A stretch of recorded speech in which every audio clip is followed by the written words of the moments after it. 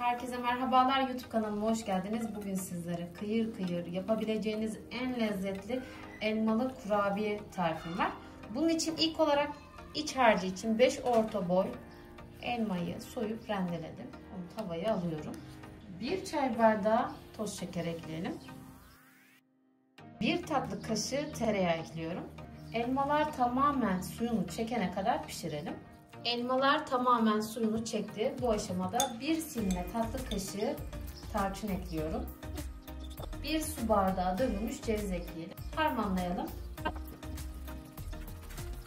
Harcımız hazır. Kurabiyenin hamuru için 125 gram oda ısısında tereyağı, 1 adet yumurta ekliyorum. 1 paket vanilya,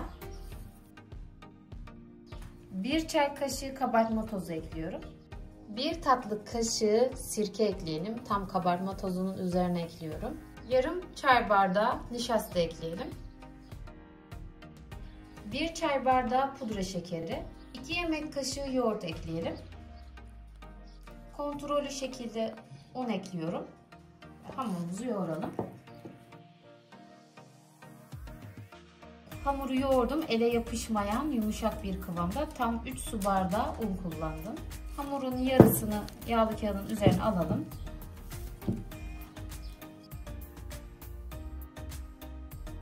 Elimizle hamuru açalım.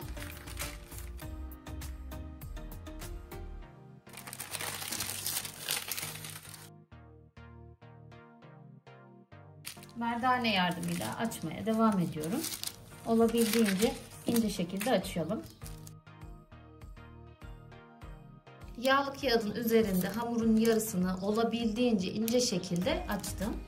Hazırlamış olduğum elmalı harcın tam yarısını ekleyelim. Ekliyoruz.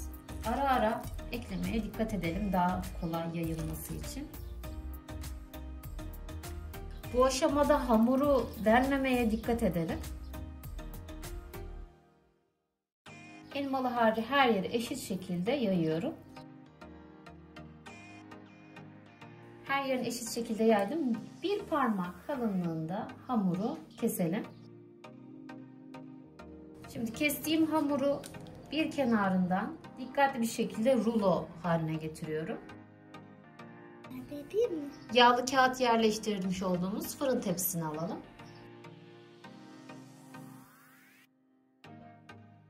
Kurabiyelere şekil verdim. Önceden ısıtılmış 160 derecede üzeri hafif pembeleşinceye kadar pişirelim. Kurabiyelerin üzeri pembeleştikten sonra fırın ayarını 150 dereceye getirip 10 dakikada pişirme işlemine devam ettim. Kurabiyeler tamamen gevredi. Şu an enfes kokuyor.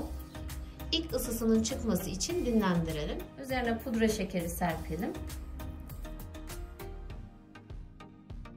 Hem görüntüsü hem de lezzetiyle muhteşem bu tarifi sevdiklerinize gönül rahatlığıyla yapabilirsiniz. Şu an ilk ısısı çıkmış olan kurabiyenin dokusuna da bakalım.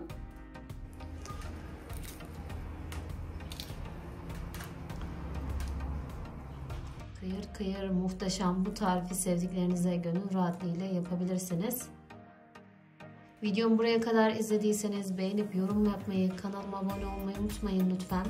Yepyeni ve lezzetli tariflerde görüşmek dileğiyle. Hoşça kalın.